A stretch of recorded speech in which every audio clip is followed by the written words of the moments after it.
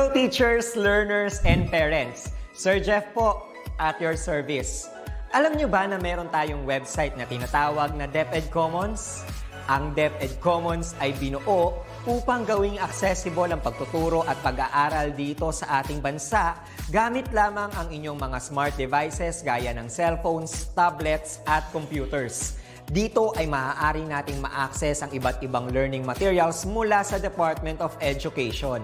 Meron itong mga interactive materials, electronic self-learning modules, at instructional video lessons mula sa DepEd TV na tiyak na makatutulong sa pag-aaral ng mga mag-aaral galing ka man sa public o private school. Walang problema dahil welcome ang lahat dito. Para ito sa mga guro, magulang at mga mag-aaral mula sa kinder hanggang grade 12, alternative learning system o ALS, at pati na rin ang special education. At huwag kang mag-alala dahil kahit walang load ay maaari mong ma-access ang mga learning materials. Tama! Libre ito. Ang kailangan mo lamang gawin ay i-on ang iyong data at buksan lamang ang iyong browser at i-type ang commons.deped.gov.ph. Alam na ba ng iyong mga kasamahang guro o mag-aral ang tungkol sa DepEd Commons? I-share mo na ang video na ito upang matuto rin sila kung paano gagamitin ang DepEd Commons sa mabilis at napakadaling paraan. Muli, ito po si Sir Jeff at kita-kits po tayo sa DepEd Commons. Paalam!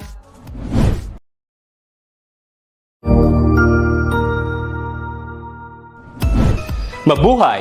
Isang mapagpalang araw sa ating lahat. Ako ang inyong lingkod, Tutor Madge. Welcome sa ating ETUlay, ang ating libreng online tutorial na hatid ng ating kagawaran ng edukasyon, ICTS EdTech.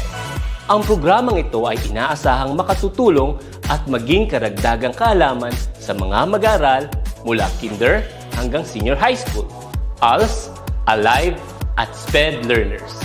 Bukod sa pagsagot ng mga modules, ang ETUlay ay may mga special programs din na siguradong aabangan ninyo araw-araw. Katuwang ang ating mga minamahal na mga magulang at guro ay maitutulay natin ang pagkatuto. Kaya, ihanda na ang inyong module, lapis, papel o kwaderno. Ihanda rin ang isip, mata at tenga sa isa na namang makabuluhang aralin. Tayo nang matuto kasama ang inyong volunteer online tutor sa oras na ito.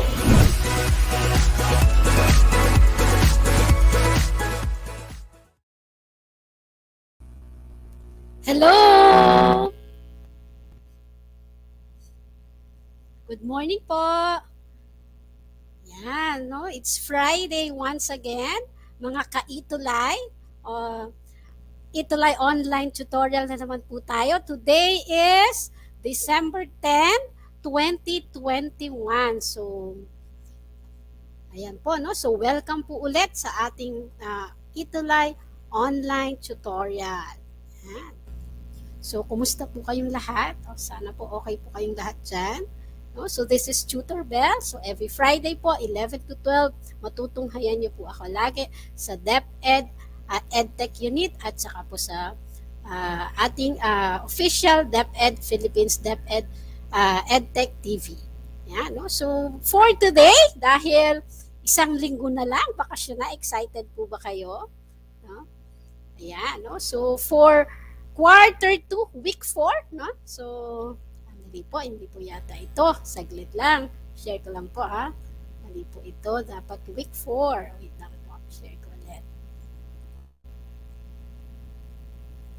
Ayan, saglit lang po. Ayan, no? So, ito po dapat siya. Wait lang. Ayan, no? So, ayan. Ayan. So, as I've said, no? So, nasa quarter 2, week 4 na po tayo. Wait lang. Hindi pa rin ito. Wait lang po. Ayan.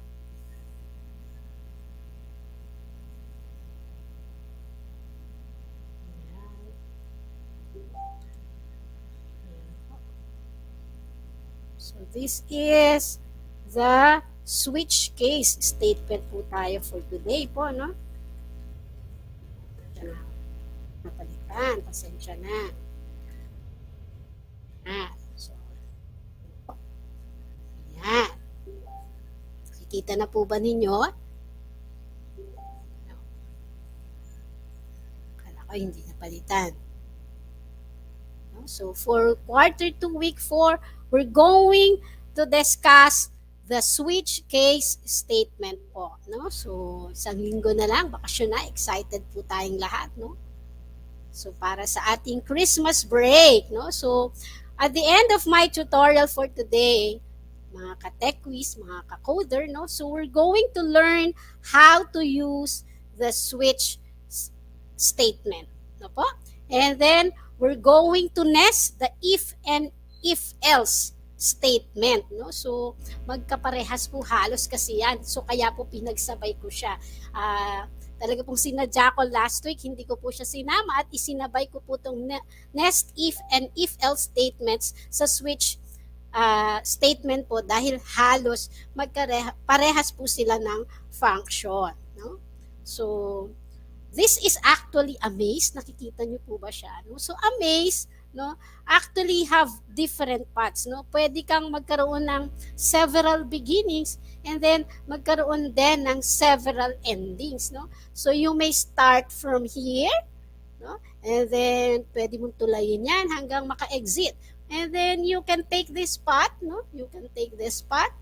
No? So, yan. No? So, you can take this path para makarating doon. So, exit. Okay, so this maze actually shows you exactly yung ating topic for today, no? So, yung maze. Because usually, a maze usually give us several options, no? So, yan yung maze, no? Which path would you take? No? So, for quarter 2, week 4 po, mga ka-coder, ka-techwiz, ka-ETUlay, so we're going to discuss the switch statement po in Java programming. Ayan, no? So, last week po, no? So, let's have a quick recap. Nung last week, we have learned the if-else statement po, di po ba? So, sabi natin, meron tayong statement and then meron tayong condition, no? So, pag ginamit natin yung mga if-else. Okay, so for today, the switch statement actually is very useful when you want to test a single variable against a series of exact integers, no? So, mapa integer yan, mapa byte po yan, no? Yan, saglit, no? Mapa byte po yan, mapa, ano po yan, nakikita po ba? Yan, saglit, share po natin. Po, para makita ninyo. Ayan. Yung pala, wala yung screen. Sorry po. Ayan. So, ayan po. Kita na po ba? Ayan, no?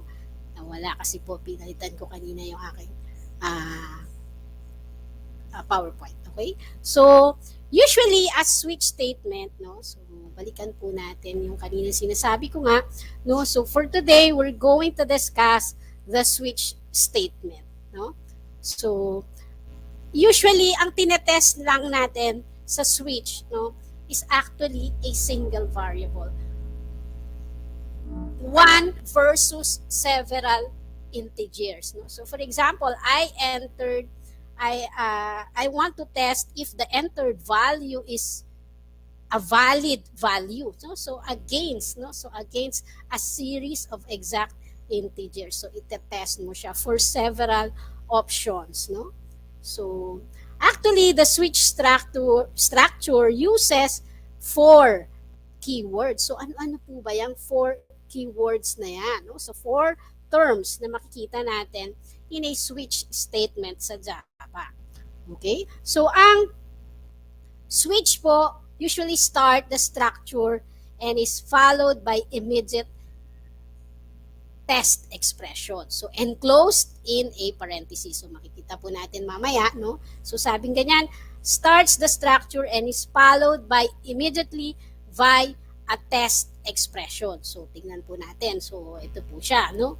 So, this is a sample I have here, my switch demo. So, Okay? So, switch, no? Meron tayong tinetest na variable. Okay? So, yung month. So, we want to know ano yung in-enter na month. Anong value yung in-enter na month. So, kaya ang sabing ganyan, we want to test a single value. That single value is the month. Okay? So, switch, no? We are testing a single test, no? A single condition, excuse me. Okay? The month. Okay? So, against several test cases. So, ano ba yung in-enter na month? Is it anong number, no? So, dito, in this case, no, naka-define na yung ating variable na month as 8. Ang 8 ba na in-enter ay 1? Okay, so, remember, yung in-enter mo na month, yung month against several. So, these are the several conditions, no? So, case 1, is it yung month ba ay 1? Ang month ba ay 2? Ang month ba ay 3? Okay? So, yung variable, we're talking about the variable here. So, kung ang month ay 1, okay, so ibig sabihin, sabi niya ganyan, lagyan mo yung month string na variable as January. Considered it as January. And then, break. So, ibig sabihin, stop ka na doon. So, he will terminate the execution, no? So this is one block, no? So, ang ating syntax ng ating switch, no? The word switch, and then yung ating condition. So, ano ba yung tinetest natin? Okay? And then, we have the code block. So, our code block starts with the ano po ito?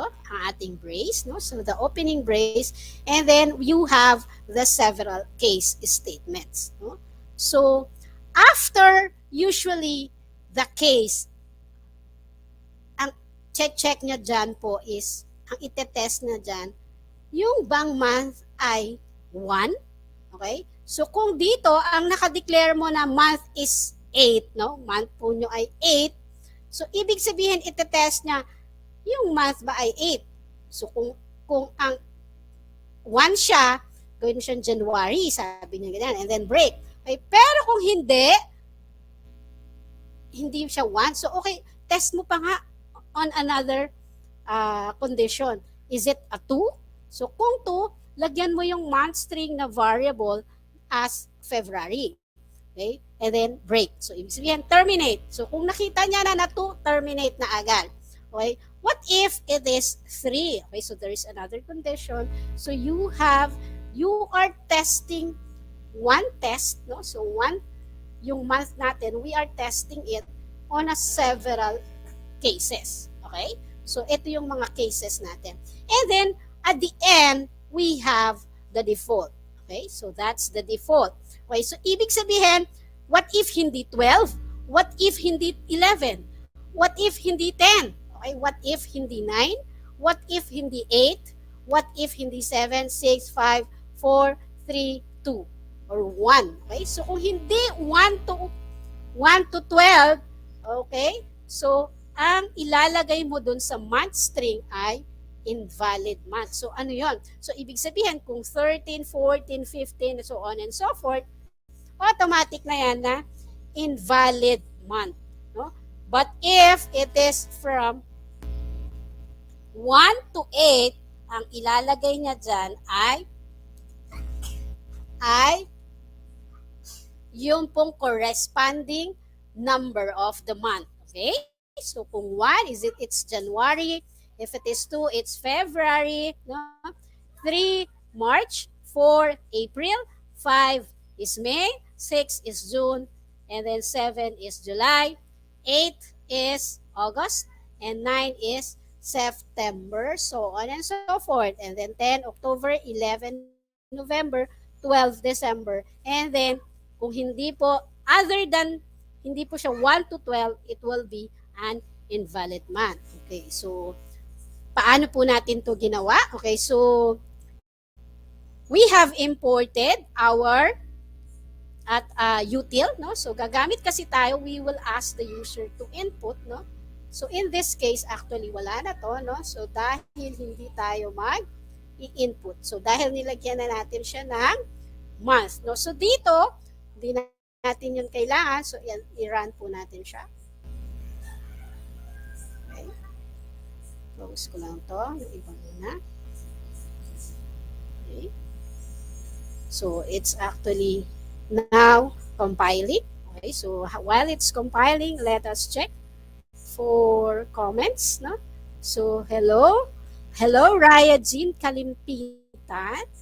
Hello Yani, no? Good morning kay Yani, and then kay Irene, my student. Good morning, Irene. So my 11 CSS Gates student. And then we have Joyce Garcia Catarbas. Thank you for watching. JM Manalansan. You have Neil, from my grade 12 student. Okay, so ayan. So yan po. So and then si Christian Lasco. Ayan. Thank you for watching. Ayan. So tingnan natin kung nag-run na ba. Does it nag-compile na po ba siya? Ayan, no? So, dito, okay, so if you will notice, August na siya. Bakit August? Okay, because, dineclare na natin yung ating month as 8. Okay? So, yung ating tinetest lang, no, is the month, no? Ito yung month. Okay, so yan yon. Yan, no? So, kaya August na kaagad ang sagot. Okay, so saan siya pumunta na case? Okay, so pumunta po siya na case dito po, no? So immediately dito na siya pupunta dahil nakita niya ang integer, yung ating month is 8, no? So dito ang punta niya po. So automatic dito siya, and then he will break, no? So ibig sabihin ng break, stop na, no? So terminate the execution, diretso na po siya dito. That is why ang pinrint niya is system that print line, the month string. So kinuha niya na agad yung month string natin, no? So yung ating string, which is August. Okay? So I still have here examples, no, para mas maintindihan niyo po yung switch. Okay? So tingnan natin yung aking another example. Okay, so this is another example.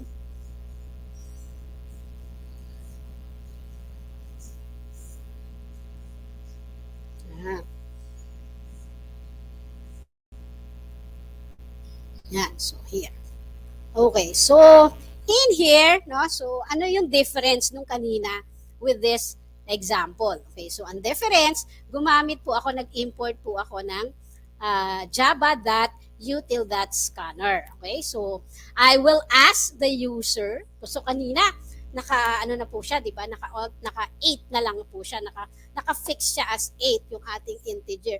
But this time around, I want the user to let the user enter the month number. Okay, so that is why I have imported the java.util.scanner. Okay, so pinasa ko po na argument yung ating month number sa ating class, no? So I have here the main method, my public static void main. Okay, and then we have the variable integer for the month number. Okay, so this is ito po yung responsible for letting the user input a month number. Okay, so the scanner, okay, so ang syntax for scanner, keyboard, the name of the variable, and then we will call the method scanner system.in. So system.in, letting the user input, no? So yan, so produces value scan from the specified input stream. Ayan. Okay, and then, so I will ask the user enter month. So ito po yan, yung enter month. Okay, so I will enter a month. For example, I will enter 7. Okay, o kaya 11 because it's my birth month. Okay, so I will enter 11. Okay, so saan po siya pupunta? So if I enter 11 here, so nandito na ako ngayon. So ang laman ng aking month number na variable will already be 11. Okay, so if I press enter key, Okay, and then right after that, okay, so ilalagay niya yung ating month number sa month number na variable. Okay, so dahil yun yung nakuha niya, kaya po next integer. Okay, so ibig sabihin, number. Okay, so if we want to get a number from the keyboard, from the input of the user, next int po yan. So pwedeng maging next double, next line, pagka string, no?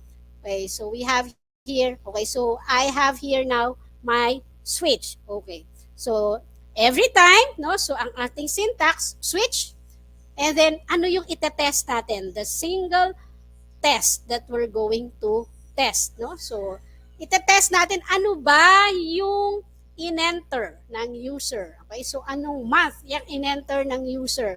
Okay, so okay, and then we have the code block. Okay, and then we have the several case statement. Okay, so kung 1, ganun pa din, ilagay mo sa month string is January. Kung ang in-enter ay 2, so in this case, I have entered 11. So saan po siya pupunta? Okay, so i-skip niya lang dahil hindi niya nakita, hindi niya na-satisfy, no? Hindi niya na-satisfy yung case statement, diretso po siya, i-terminate niya po agad yan.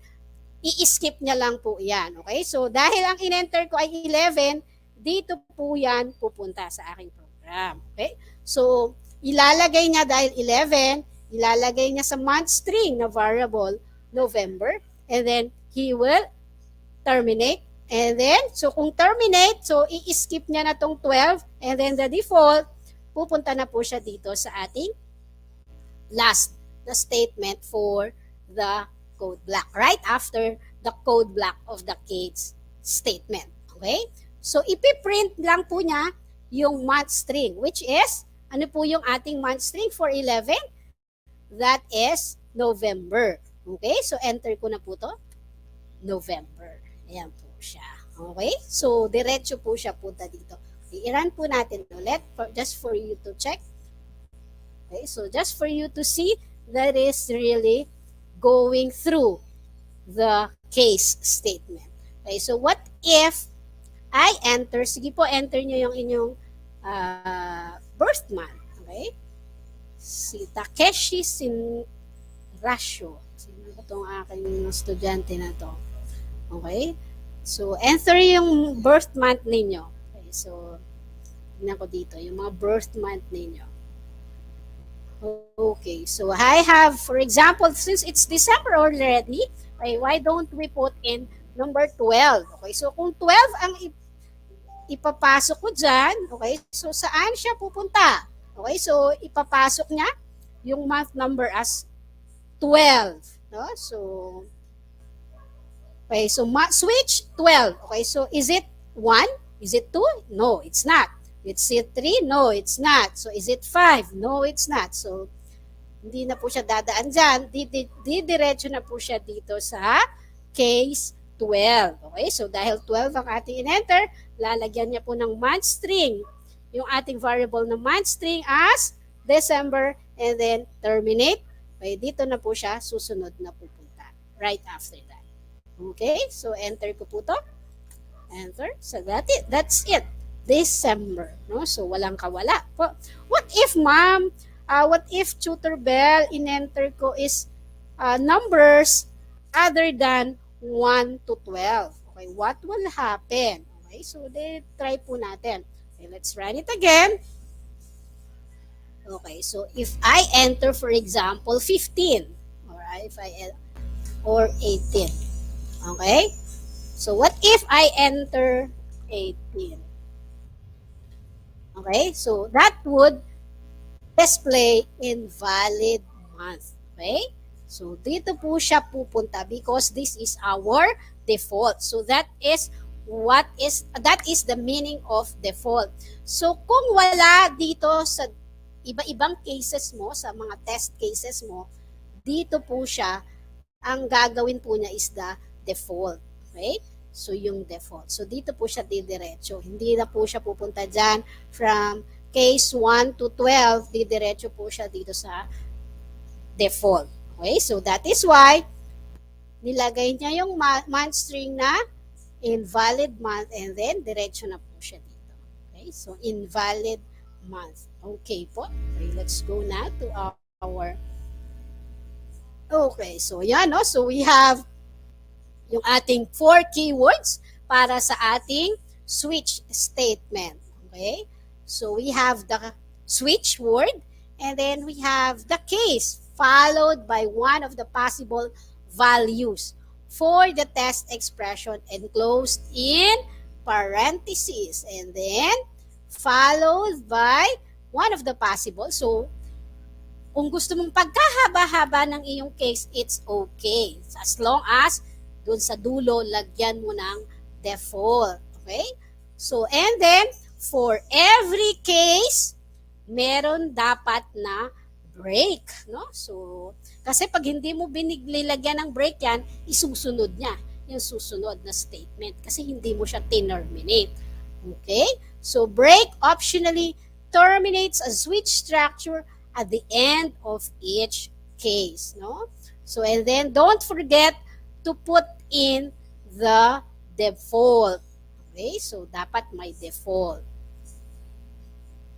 Ayan. So, this is our syntax. So, you have the switch, and then yung ating expression that we are going to test. And then, so, case N. Okay? So, our code block, and then followed by the break statement.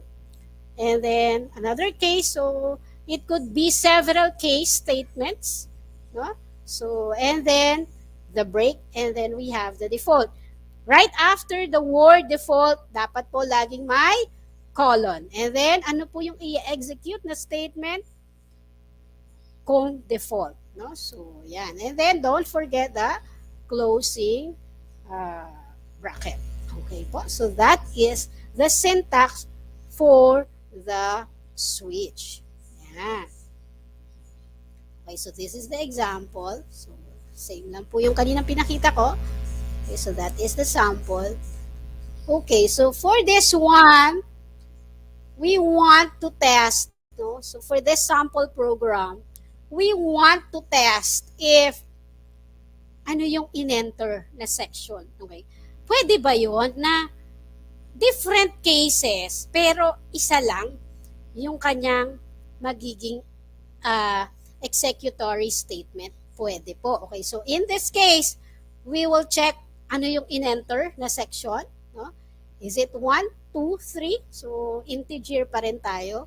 Okay. And then, we will make the is valid equal to true. Okay. Pag hindi, no? So, break tayo. And then, kung hindi, default, no? So, magiging false yung is valid. And then, this is not a valid section. So, how many sections do we have now? Okay, we have section 1, section 2, and section 3. Okay? We want to check, okay, if we have entered a valid section. Okay, so ang ating mga valid is 1, 2, 3. Okay, so let us check. So, by checking. Okay, so let us run yung ating program here.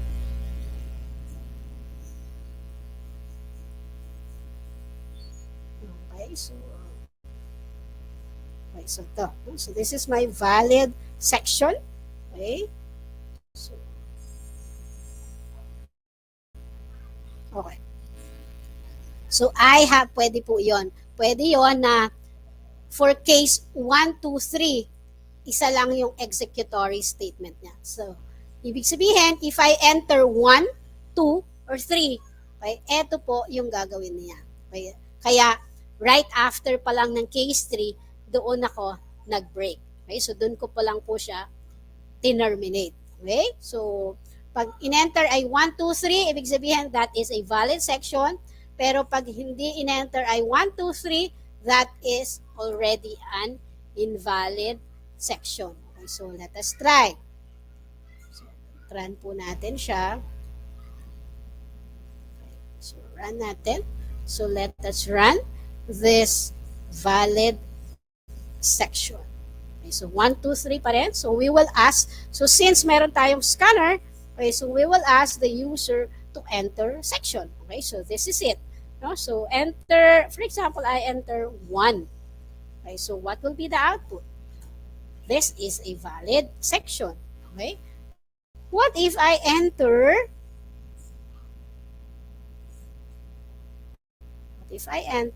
2? Okay? So what will be the output? Okay? Nag-execute pa siya. Okay? Ayan. Okay, so what if I enter 2? Is this still a valid? Okay? Yes, this is still a valid section dahil nandun pa rin siya doon sa ating before the break, no? So, yun pa, no? So, pag nag-enter 1, 2, 3, no? So, valid pa rin yun. So, other than 1, 2, 3, it is already invalid. Okay? Run ulit natin. So, let us still check. So, if it is really working. Ayan. So, this is very useful if we have several options to test, no? So, kung napasok ba ng tama, no? So, what if I enter 3? So, this is still a valid section. Okay, run ulit natin. What if I enter 4? Okay, so, what will be the output? So, since pupunta siya dito, so 4 yung in-enter, okay, so hindi na siya dadaan dito sa 1, 2, 3 dahil hindi niya nakita as 3, no? Okay, dito na po siya pupunta sa default. Okay, so what if I enter 4? This is not a valid section. Okay, so ayan po siya.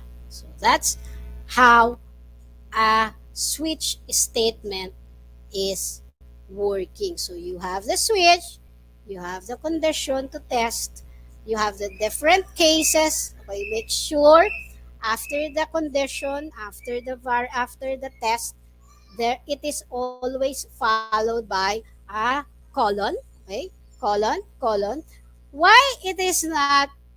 Bakit hindi po siya nag-end sa semicolon? Because this is still not a statement. Okay, so we are just testing a case here.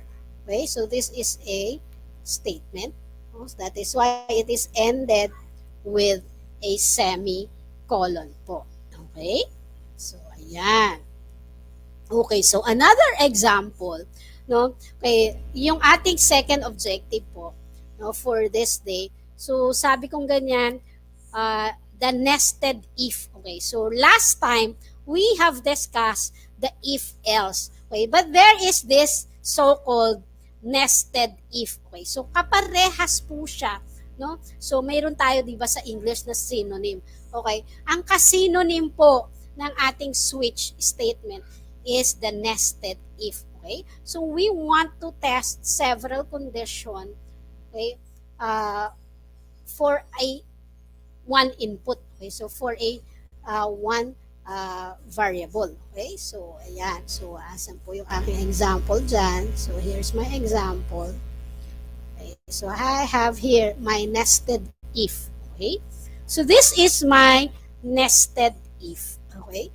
So my nested if, lagi po yan, we always start it with the if, and then we have the condition, okay? And then we have the else, and then right after else, meron tayong kasunod na if. Okay? So meron tayong else if. Okay, so we have else if. We have else if. So, ang katumbas po niyan is the case. Okay, so instead of switch case ang ginamit natin, we have used the nested if ang tawag po dito. So, nagsisimula siya sa if and then followed by the else if, else if, else if, else if, else if. So, how many conditions do we have? So, ito po yung ating ang katumbas po niyan sa switch is the default. So, ito po, yung ating default. Yung else po dito is our default sa switch. Okay? So, yan. So, ito po, yung ating case 1. We have, actually, this is the case 1. This is the case 2 sa switch. We have the case 3. We have the case 4, case 5, case 6, case 7, case 8. Case 9, case 10, case 11. So, yan. So, yan po siya. Yan. So, parehas po yan. So, the same lang po. Pag ginamit nyo yung switch and then the if, else, if, or the nested if, parehas po yan. Okay, so which one would you use? Okay, which one are you going to use? So, depende po yan sa inyo. Okay, so, kung saan po kayo mas nadadalian at mas naintindihan at mas komportable po kayong gamitin. Okay, pero ako, personally, ang favorite ko po is the switch statement kasi po mas madali po siya na switch lang and then we have the statement and then break lang, tapos na agad. Okay, unlike here, no, so madami pong every if meron pong that's one code block. Okay, so tulad nito, so I have here the else if. Okay, so that's another code block here. So this is another code block. So ibig sabihin nun, I have another opening brace, okay? And then I have an opening bracket here, a closing bracket here. So for every else if, merong opening and closing bracket po tayo sa nested if, okay? So, and then at the end, you have the last, no? Pero yung pinaka-default, you will no longer close it with the closing brace. So, yung pinaka-last lang po na else if, yun lang po yung merong. So, dahil wala na tong if else, no? So, wala na tong else if so sa dulo, because this is the default, wala na po siyang opening and closing bracket. Okay? Gets po ba? Ayan. Okay, so, if you want to ask question, please free to comment down. Ayan. Ayan po. Ayan. Okay, so let us test this one. So dito, no? So I have imported the Java.util scanner. So to let the user enter a number for the month number, and then pinasa ko po siya as parameter, no? So sa ating class na ang pangalan ay nested if. Okay, so you have the public, we have the main method. Okay, so this is my variable, and then this is the one responsible for letting the user enter a number. Okay, so enter a month, no? So ito yung ating string. Okay, ito yung makikita paano kukunin yon through this scanner. Okay, and then I have another variable that will hold naman po yung ating month string. Okay, so yung January, February hanggang December. So ito po yung mag-hold niyan. So the string, month string po na yan. Okay, and then so here we go. So this is the if, and then yung ating condition. Okay, okay, so if you will notice, it is equal. Okay, so we want to make sure, no, so pagka if po, no, usually laging equal po yung ating ginagamit, not the usual equal sign lang na isa. Okay, so yan po. So ibig sabihin exactly the same as 1 talaga, no? So ayan, okay, walang space, 1 lang talaga. Okay, so exactly the same. So that is the meaning of this, exactly the same as this one. Okay, so 1. Okay, and then so ito yung executory statement po niya, no? So this is what he's going to display kapag po 1 ang nakita niya. Okay, so kung hindi 1, check niya agad, punta siya ulit sa susunod na to. Okay, is it 2? Okay, so i-check niya, is it 2? So kung hindi 2, punta ulit po dito. Kung hindi 3, punta ulit dito. Check the next statement. Kung hindi 4, check the next statement until papunta po siya dito. So 12 dapat to. So you have to 12. Okay, so kung hindi 1 to 12 ang i-enter ng user, okay, so ito po yung kanyang gagawin. Okay, so yung ating default. Okay, so let us run this one. Let us run our nested if. Ayan, so katambas po ng if, else, if, the nested if ang switch statement. Magkaparehas po sila in terms not on the syntax but on the function. No? So sa functionality, parehas po sila. Okay, that is checking a test, no? So on several conditions. Ayan.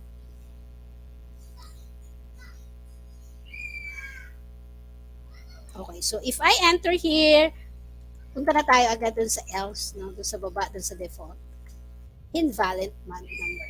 Okay? So if I enter here, so that's what it do. Okay? So actually, ito po yung mga sinasabi po na talagang dapat natin yung pinaka-heart, no, ng ating programming. Dapat ito yung mga basic na dapat na alam natin in programming. How does the nested if works? How does the if else work? How does the switch statement works? No? So, yan po yan. So, kasi po, matagal na panahon po na ang programming, but still, the basics are there. No? So, yun at yan pa rin ang sinusunod. Okay? Depende na lang po sa programming language pagdating sa syntax. No? So, like for example, sa Java, for every statement, so there is a semicolon and case sensitive. No? So if I enter 1 January, diba? So, run po natin siya ulit. If I enter, for example, 2, ayan.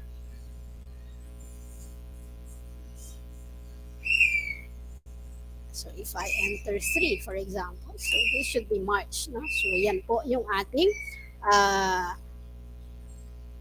nested if na tinatawag. Okay, so I still have here, for example, I have here the switch department. Okay, close lang natin ito. Okay, so I have here the department. Okay, so ito po yan. Ito po yung sinasabi ko na pwede na 3 cases pero isa lang po yung executory statement. Okay? So in this case, kung ang pinasok ay 1, 2, 3, ang supervisor is Trinidad. Okay? So in this case, kung ang ipinasok ay 4, the supervisor is Reyes. So kung ang pinasok ay 5, no? So ang magiging supervisor is si Hernandez. Okay? So and then at the end, so, depende. So, kung ang in-enter is 1, 2, 3, 4, 5 lang po ang pagpipilian. Other than that, diretso po siya dito sa invalid number. Invalid supervisor code. Lagay natin dito. Okay, so we have the invalid supervisor code. Okay, so let us enter. Okay, so let's run.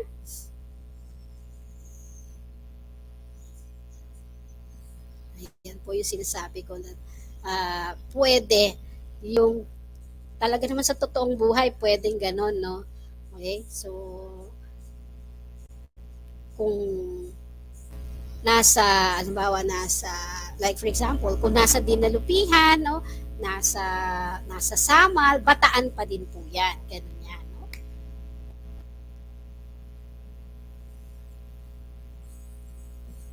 Yan. Okay, so for example, I enter 2, so Trinidad pa rin dapat ang supervisor. Okay? So kung in-enter ko ay 1, kung ang in-enter ay 1, so dapat Trinidad pa rin siya. Okay? So 1, let us enter 1. Okay, so 1. Okay, so 1 and 3. Kanina, so Trinidad pa rin. Okay, so sample na natin naman yung 4. Okay, so kung 4 ang in-enter, dapat Reyes. Ayan na siya. No? So yan po ang ating another version ng ating switch. Okay, so I still have here. Okay, so yan po ito yung kanina na you let the user enter. And then this one, naka-fix na po siya, no, sa 8. No? So, hindi ka nagpa-enter sa user. Wala tayong ginamit. Hindi tayo nag-import ng scanner here. No? So, yan po siya. ito yung ating department. So, same. Ayan po siya. Same lang yan. No? So, that is our switch statement. Ayan. No? Ayan. So, that is our switch. So, that is our sample. No? Ayan. So, recap na po tayo. Okay. So, for today, so, ano po yung ating na-discuss? No? Sabi natin, a switch statement test a single variable, no? So there is only one single variable against a series of exact integer or character values, no? So for example, kanina, no? So we have the switch 1, 2, 3, 4, 5 or switch, so kung ano man po yan, no? So okay, so nested if, no? So ito po yung kanyang kaparehas, no? So kaya pinagsama ko po siya. So, yung ating nested if statements are particularly useful when two conditions must be met before some action occurs. So, ayan. So, for next week, we're going to discuss the loops and functions po. Ayan. But before that, so let's have quiz. No? So, let's have a quiz. So, ano ba yung ating quiz? Ayan, si Jasper. Good morning, Jasper.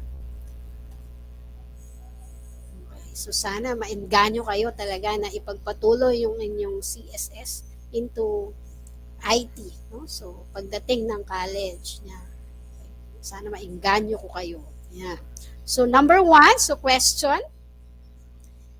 Is it true or false? A nested if statement contains an if structure within another if structure. Is it true or false? Sige nga. Jasper, Emmanuel, Takeshi, Irene, Yani. Sige nga. Tingnan ko nga kung masasagot nyo to. Paki-comment yung sagot. True or false? Okay, so for number 1. Kung nandyan nga kayong nakikinig. Ayan. So, ano sagot? Comment nyo. Okay. So, matatagalan sila bago sumagot. Okay. So, ano ba ang sagot dito? Okay. So, ang sagot ay, syempre, it's true. No? So, nested if. No? So, meron siyang if, else if. Tapos, meron na namang else if, no? So, else if hanggang sa makarating dun sa, ang sa dulo ay else, no? So, dun siya maglalas. So, if, else if, tapos, yung katumbas ng if sa taas, the else dun sa dulo. Okay? So, tama, Jasper, true. Okay? So, that's true. Okay? So, ayan po siya. Okay, next question. Okay, so a break statement. So the question is, a break statement bypasses the rest of its switch structure and execution continues with any statement after closing the curly brace of the switch structure. O, sige, si Neil. Sagutin mo nga ito, Neil. Is it true or false? Ayan.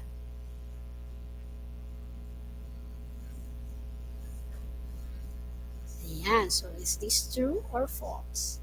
Okay. So, ano ba yung function ng ating break? No? So, napaka-importante ng ating break statement pagdating sa switch. No? Does it really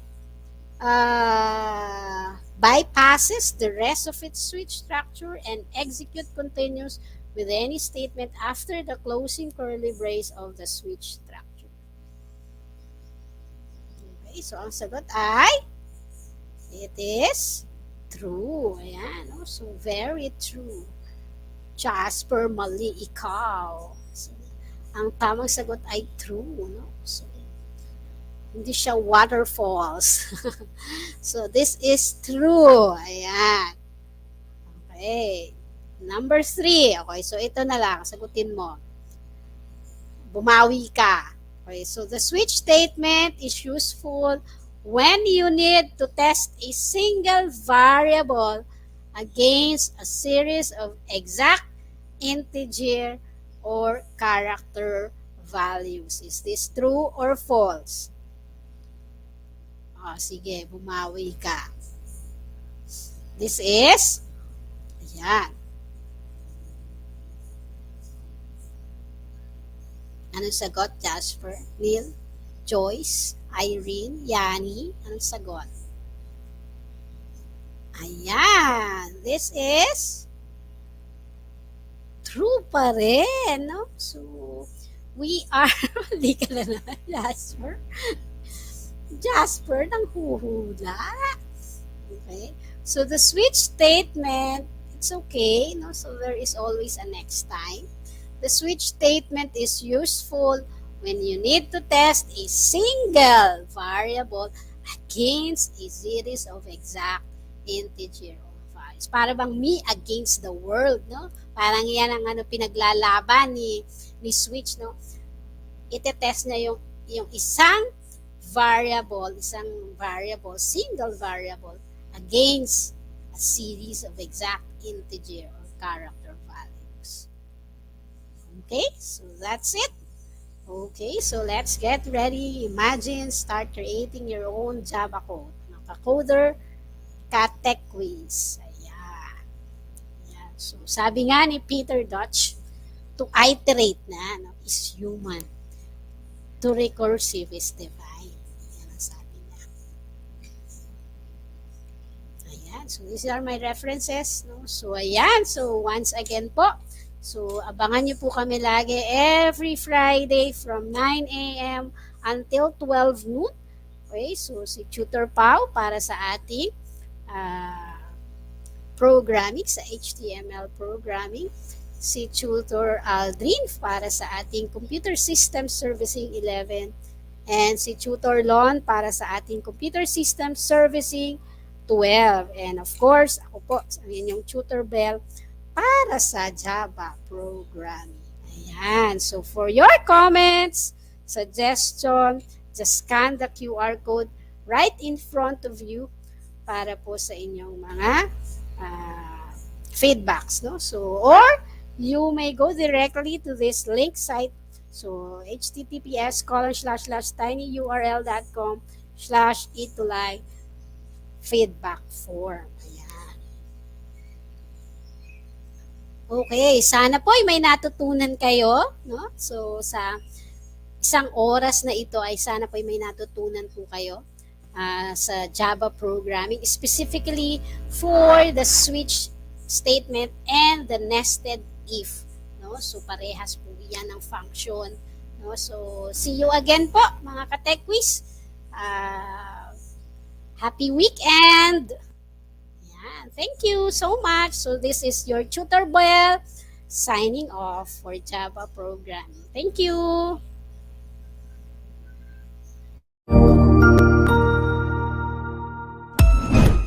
Ang husay naman! Natapos mo ang iyong tutorial session kasama ang iyong mahusay na ETUlay tutor. May bago ka bang natutuhan? I-share na yan gamit ang hashtag #ETUlayLevelUp. Huwag aalis ha, dahil may susunod pang programa na pwede mo ring panoorin at salihan.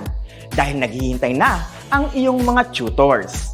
Happy learning dito sa ETUlay!